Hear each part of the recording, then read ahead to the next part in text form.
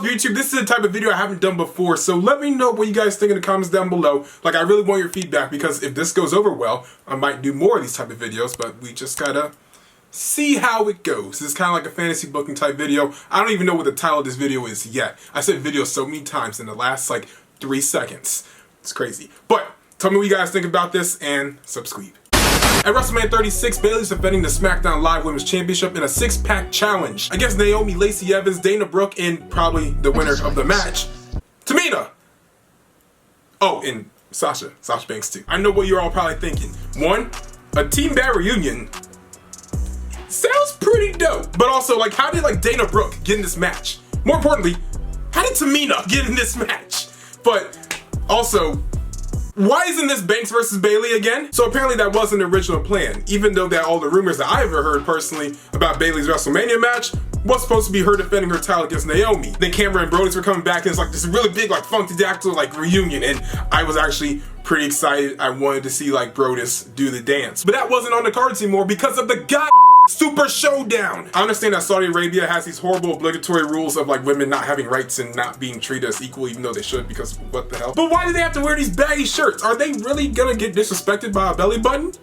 Is it that tough? Can they just wear their normal gear, please? So it's not awkward looking? But anywho, the original match that was confirmed by Dave Meltzer and Mike Johnson and all those other journalists, whatever you want to call them. The original match was supposed to be Bayley versus Sasha Banks in a big rematch after their, in my opinion, 5-star match. But this was gonna have a twist. Instead of the roles being Banks a heel and Bayley a face, Sasha was actually going to turn face for this role. Sasha was going to be the face, while Bayley was going to be the heel. She looks like she just had the best first day of school ever, and she looks like she taught Cheetos in the back of the classroom. Bayley's the most recently turned heel between the two, and honestly, Sasha would get more over with the crowd before she turned face, because people just don't like Bayley anymore. I mean, the girl got cheered when she said she was injured. I got hurt from that watching, and I was just sitting at home on my couch. So what does all that mean? Sasha better get the title at WrestleMania, duh. What? What else am I trying to say? Sasha has yet to have a WrestleMania moment. I mean, she's had some hellified entrances and stuff, but she hasn't won a match yet. I'm still hurt that she didn't win at WrestleMania 32. In that triple threat scenario, she was the best person to win, but they gave it to Rick Jr. The point is, Sasha needs this WrestleMania win. The ovation from the crowd when she gets that win will be huge. Oh wait, there won't be a crowd because of this stupid virus. Sorry about that. I've kind of been in my house for last week, and the most exciting time I've had so far has been the one time I went to the grocery store. The grocery store was exciting. Sasha needs to win this championship, not just to cement herself as a face, but also to be a legitimate threat in women's wrestling, because her track record so far is big star that can't get anything done. Outside of her NXT championship win, she's had 3 Raw Women's Championship wins. All 3 title reigns have not gone past a month. Even if it was in February, her longest ones were 27 days. She couldn't even get through February. That's Black History Month. We couldn't even get through Black History Month time. Her first 2 was 27 days, and her final one was only 8 days. I mean, sure, they gave it to her longer than a week. Thanks, I think. But Sasha winning that championship at Mania is crucial for her to stay relevant, and this needs to build up to the big Sasha versus Bayley match at SummerSlam. I don't know if WWE still does rematch clauses or not, because sometimes they do, even though they have a rule that says they don't, but they do it anyway, and I don't know. But let's say they do. On SmackDown is built up for a good 2 weeks, and it's the main event of the show. They lock up, they're having a good match, and they're still friends, because Bayley's not gonna break up a friendship with Banks over a championship. I mean, remember, Bayley's a role model. But right as Bayley looks like she's about to get the win, this music starts playing. I'll just read the lyrics to you. Me. I'm on my own, against the wall. You could push me, but I'm never ever going to fall. I never needed you at all. That music slaps. Don't come at me. Bianca Belair debuts and she's attacking them both. She's still a heel, even though she was over like Rover down in NXT, because she should have been putting that Flair Ripley match to make it a triple threat. But the point is, she's on the main roster because she's tired of being overlooked and she's tired of being held down, because she is the EST of WWE. This causes a DQ no finish to Sasha versus Bayley, of course, with the following week of having Bianca face Bayley, and the winner becomes the #1 contender for Sasha at Money in the Bank. And of course, Bianca gets the win because she's undefeated. I like it. I can't say it because that sounds weird when I do it, but I think it's so dope. So at Money in the Bank, Sasha defends the title against Bianca, and Bianca wins, but it's by DQ. That way Sasha keeps the title and Bianca's still undefeated. Okay, I'm gonna stop. But Bayley actually wins the Women's Money in the Bank ladder match. The next SmackDown, she announces that she's gonna cash it in, but on the Raw Women's Champion Shayna Baszler, because she looks into the camera and says, because I refuse to cash it in on my friend, I wouldn't take a championship from her like that. She even shows up on Raw and attempts to cash it in on Shayna, and clearly, you know, she gets killed. Sasha's still in her feud with Bianca, and they have a match at Extreme Rules in the last woman standing match. Of course, Sasha's gonna get the win, but she didn't pin Bianca.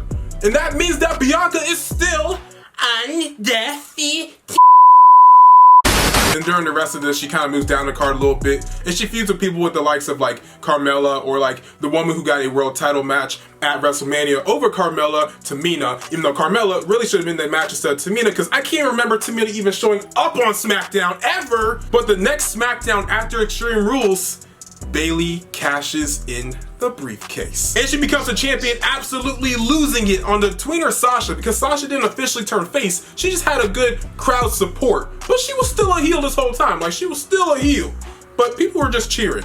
She was like a cool heel. That's it. And then the following weeks, we get a bunch of those promos. I was your best friend. You turned your back on me. You're a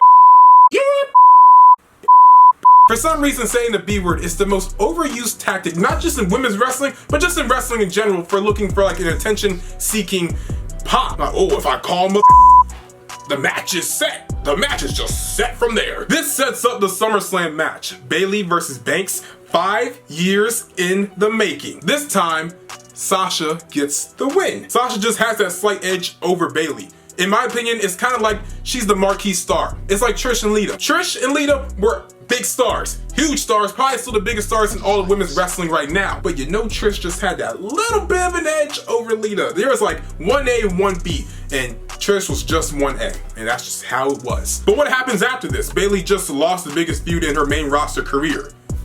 Well, let her take some time off. Absence makes the heart grow fonder.